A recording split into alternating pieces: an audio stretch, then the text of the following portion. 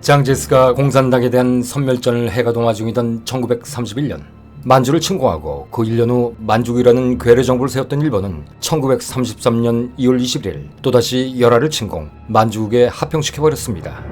이것이 바로 열하사변이죠. 열하는 박지원의 열하일기로도 알려진 지금의 청도시의 옛 별칭입니다. 당시 이곳에는 청나라 황제의 별궁이 있었죠. 만주족이었던 청의 황제들이 무더운 여름에는 자신들의 발원지였던 이곳 열하에 머물며 더위를 피해갔었기 때문입니다. 이 때문에 중국인들은 이곳을 피서별궁, 열하행궁이라고도 불렀고, 이로 인해 이곳은 중국인들에게 매우 의미 있는 곳이었습니다. 반면 일본군 입장에서 이것은 단지 만주에서 베이징으로 진입하기에 필요한 핵심 거점일 뿐이었죠. 그런데 여기서 전표에서 얘기를 시작했던 서한 사건의 주인공 중 한 사람이 등장합니다.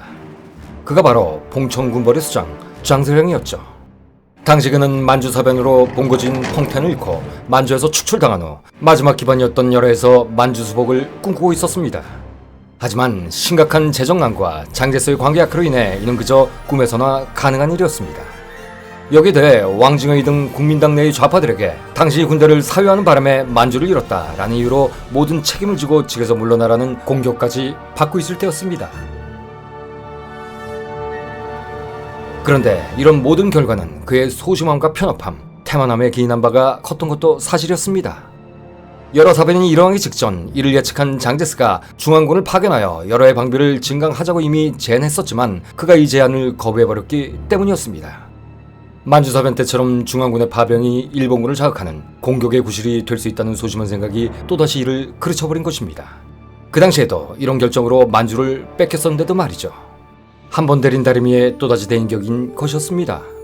그런데 그가 장제스의 중앙군 파견 제안을 당시에 거부했던 이유는 이것만이 아니었습니다. 그의 속내에는 자신의 구역에 장제스의 중앙군이 주둔하게 되면 가뜩이나 실추되고 있던 자신의 권위가 더욱 떨어질까 하는 우려가 있었던 것이죠. 결국 이런 소심하고 졸렬한 생각들이 여러 가지 날려버린 결과를 낳게 된 것입니다. 곱게만 자라온 재벌가의 도련님처럼 그 역시 호연직이 충만한 결기는 단 1도 없었던 것일까요? 그러면 여기서 장세량의 인생 역정을 잠시 살펴보겠습니다. 1920년대 그의 부친 장쩌린이 거느렸던 봉천군벌은 만주 전역은 물론 중국 동북부와 베이지까지 관할 정도로 어마어마한 세력을 가지고 있었습니다. 그런데 4.12 상하이 쿠데타로 분리된 우한 국민정부와 난진 국민정부가 1925년 11월 다시 합작을 이룬 영한 합작의 결과로 장제스가 다시 2차 북포를 단행하게 되자 이에 밀린 장쩌린은 국민혁명군에 베이징을 내주게 됩니다. 그러나 이것은 봉천군벌과 장세랑 몰락에 전조했을 뿐이었습니다. 이어서 관동군이 공작한 황고든 사건으로 부친인 장쩌린이 사망해버렸기 때문입니다. 이 아버지의 자리를 승계하는 것이 우선 과업이 되어버린 장세량은 이때부터 바람 많은 역정에 휘말리기 시작하죠. 당시 장세량이 아버지 장쩌린의 자리를 승계하기 위해서는 봉천군부를 조종하고 있던 일본의 협조가 필수적이었습니다. 그러기에 원활한 승계 작업을 위해서 히로히토의 즉위식에 사절단을 보내는 등 장세량은 자신의 원수 일본의 친화적인 모습을 보여야만 했습니다. 하지만 그는 얼마 안가 일본의 다음 목표가 자신의 본고지인 만주임을 확인하게 되죠. 그러자 일본과 장제스 사이로 오가는 줄다리기 외교 끝에 결국 그는 국민당에 입당하게 되었고, 이는 북양군벌의 마지막 세력이었던 봉천군벌까지 중국 국민당에 합류한다는 이른바 동북역치로 빛을 발합니다. 표면적으로 자신이 중국 통일을 완수시키는 역할을 한 것이죠. 이와 더불어 북벌 당시 장제스와 함께했던 펑유샹, 옌시안 등과 자녀 군벌 세력 80만 명이 연합하여 장제스의 독재에 제동을 걸기 위해 일으킨 중원 대전 때에도 장제스의 진영으로 참가, 승리의 1등 공신이 되죠. 그리고 결국 이런 공헌들로 중화민국 육해공군 부사령관에 취임함으로써 장제스에 이어 중화민국의 2인자로 등극하게 됩니다. 그러나 모든 불행의 시작은 성대한 파티 후에 일어난 법일까요? 중원대전 이후 중국에는 전보다 더 많은 주인 없는 수습되지 못한 군대가 떠돌게 되었고, 훌쩍 머리가 커버린 장세량과의 의견 충돌로 인해 장제스는 끝내 서북지역 군벌에 대한 도발을 완벽히 이뤄내지 못하게 됩니다. 결국 이런 혼란 때문에 일본은 대륙 침략의 야욕을 더욱 불태울 수 있었고, 중국 공산당 역시 서북지역에서 다시 세력을 추스를 수 있게 됩니다. 이때 만주를 포함한 화북지역 대부분을 점령하는 등 제2의 전성기를 맞이했던 장세량은 이후 소극적이기 짝이 없는 무사한 일주의로 점점 세력을 잃기 시작했습니다. 그 이유는 1931년의 만보선 사건과 낙강우라 사건 때부터 일본의 도발을 우려해 계속 부정항 정책만을 고수했기 때문이었죠. 그러자 이런 장세랑의 나약함을 눈치챈 관동군 작전참모 이시하라 간지는 1931년 9월 18일 급기야 만주사변을 일으키고 맙니다. 그런데 이때도 장세랑은 이를 늘 있었던 일본군의 소규모 국지도발 정도로 오판하였고 기존의 부정항 정책으로만 대응했습니다. 그러나 이는 만주 전체를 침탈하려는 치밀하게 계획된 일본의 대규모 침공이었죠. 이에 앞서 언급했던 그동안 장제스가 군사 지원을 빌미로 만주라는 자신의 역을 집어 살길까 하는 불안감에 한사코 장제스의 지원 의사를 거부해온 장세랑도 이번에는 정신을 차리고 장제스에게 급히 증원군을 요청합니다. 하지만 이때 장제스 역시 그에 반대하는 소위 반장 세력들이 모여 광저우 국민정부를 세우고 자신을 공격하는 양광사변이 일어난 상황이었습니다. 거기에다 공산당을 도발하는 초공작전도 진행 중이었죠. 이렇듯 이 당시 장제스도 자신의 문제에 전력을 다하고 있던 시기라 장세랑을 지원할 여력이 없었습니다. 결국 실질적 위협 세력이었던 일본에 대해서 소극적 대응만 일관하던 장세랑은 만주의 주요 도시를 다 날려버리고 여러 가지 밀리고 난 뒤에야 자신의 과오를 깨닫게 되죠. 하지만 이미 그 이후는 길어지고 있었습니다. 일본이 만주 침공 16개월 만인 1933년 1월 1일 천하 제1관문으로 일컬어지던 사내관을 또다시 침공, 일거에 점령해버리고 이와 같은 해 2월 23일 동북군의 마지막 근거지였던 열하를 침공, 2주일 만에 함락시켜버린 것입니다. 전황이 이 지경에 이르게 되자 장세랑은 얼마 안 되는 잔존 병력을 간신히 추슬러 만리장성 안쪽으로 완전히 퇴각해 버릴 수밖에 없게 되죠. 이때부터 중국군은 잔존 동북군 병력과 국민당군의 합동군으로 바뀌지만 이런 통합 중국군은 여기서도 얼마 버티지 못합니다. 열하를 함락시킨 관동군 사령관 무토 노부요시가 승기를 몰아 강력한 화력을 앞세운 전격적인 공세로 만리장성의 주요 관문을 모두 탈취해버리라는 명령을 내렸기 때문이었죠. 이에 따라 이젠 만리장성을 두고 일본군과 혈투가 벌어지게 되는데 이때 벌어진 만리장성 전투의 주요 격전장이 바로 베이징 동북쪽으로 100km 떨어져 있는 중국 대륙의 입구 고북구였습니다. 이곳은 기존의 장성들과는 달리 본래의 모습을 그대로 간직하고 있어서 지금은 세계 문화유산으로 등재되어 있는 매우 아름다운 곳입니다. 더구나 여러와 베이징을 잇는 장성관문이 있는 곳이었기에 예로부터 유목민들이 중원으로 쳐들어올 때 반드시 거쳐야 하는 출입구였죠. 그런 이유로 다른 곳과는 달리 관문도 세 겹으로 설치되어 있는 등 그야말로 요충지 중에 요충지였습니다. 그러다 보니 중국군 입장에서는 베이징을 수비하기 위해서 반드시 사수해야 할 곳이고 일본군 역시 그 반대의 의미로 반드시 점령해야만 하는 곳일 수밖에 없었습니다. 그러나 이곳 역시 항공 폭격과 전차까지 동원한 일본군에 의해 여지없이 함락당하고 맙니다. 일본군에게 철저히 유린돼버리고 만 것이죠. 그나마 함락당한 고북구 동쪽 100km 지점에 있는 회봉구에서 중국군도 숭조유안이 이끄는 대도대입운전으로 일본군을 격퇴하는 전과를 올리긴 했습니다. 하지만 열화사변이라는 전체 전쟁에서 지는 바람에 이 전투는 별 의미가 없어졌고 결국 동북지역의 주요 거점을 모두 일본군에게 내주고 말았죠. 그래도 중국군 입장에서 휘봉구 전투는 매우 큰 의미를 가진 전투였습니다. 훗날 벌어진 중일전쟁까지 통틀어 일본군에게 승리한 첫 번째 전투였으니까 말이죠. 그런 이유로 이 전투는 중일전쟁 내내 중국군이 어려울 때마다 감투 정신을 일깨우는 좋은 자료가 됩니다. 프랑스인이 베르당의 영웅을 잊지 않은 것처럼 중국인은 회봉구의 영웅을 잊지 않을 것이다. 이 승리로 인해 중국인은 인격을 유지할 수 있었다 라는 말과 함께 말입니다. 이렇듯 6.25 사건이 일어나기 전 이미 중국과 일본은 전쟁의 첫 시험대를 거치게 된 것이죠.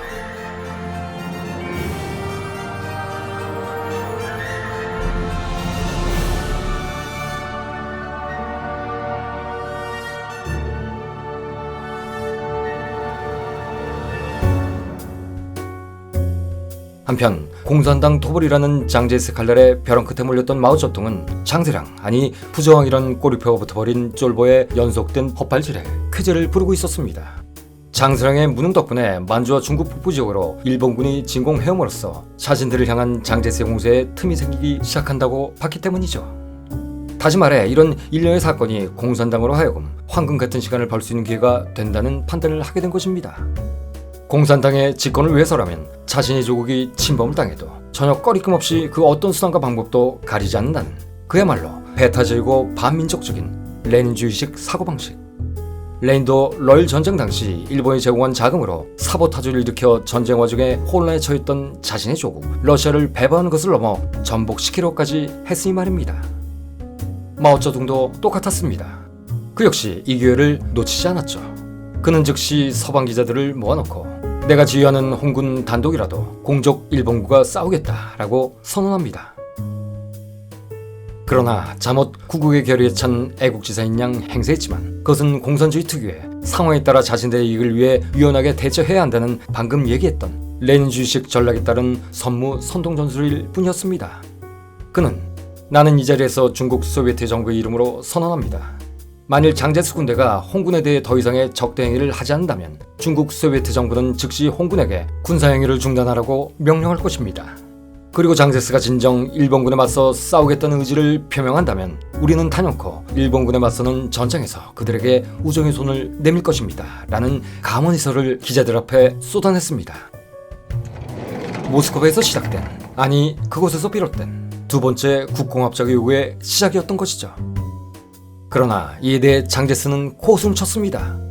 개도 안 물어갈 일고의 가치도 없는 얘기라는 이유로 말이죠. 그리고는 이들 공산 세력들의 숨통을 끊기 위해 장세량에 있는 산시성의 시안까지 작전 동료차 출장을 계획하게 됩니다. 그런데 이때 마오쩌둥의 제안에 반응하는 사람이 하나 있었습니다. 그는 누구일까요?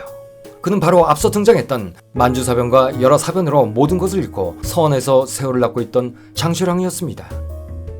당시 그는 일본군에게 만주는 물론 산호강과 열화를 뺏긴 책임을 지고 중화민국 부사령관의 자리는 물론 당가군의 모든 직에서 물러난 상태였습니다. 그나마 장제스의 배려로 쫓겨나듯 중국 서북부의 산시성국은 시안에 응고하고 있는 상황이었죠. 그런데 여기에는 이미 양우청이 거느리는 또 다른 군부인 서북군이 주동하고 있었습니다. 이것은 양우청을 통해 장수량의 행동을 제한하려는 장제스의 갈래치기 견제책 중 하나였죠. 또한 그 인근 서쪽의 예난에는 막 대장정을 끝낸 마오쩌둥의 홍군을 포함 약 4만 명의 공산군도 자리 잡고 있었는데 이건 역시 재기를 원하던 장세량을 서북 방면 부사령관으로 기용함으로써 그런 그의 절박함을 자극하여 잔전 공산군의 토벌에 이용하려는 장제스의 이의제의 책략이었습니다. 하지만 이런 장제스의 계략은 모두 무용지물이 되고 맙니다. 그의 계획과는 달리 공산군의 게릴라 전술에 휘말린 장시랑은 홍군에게 번번이 참패만 당했고 그를 견제하라고 붙여놓은 비적 출신 양우청 역시 부잣집 도련님 출신이었던 장세량에게 병도돼 버리고 말았던 것입니다.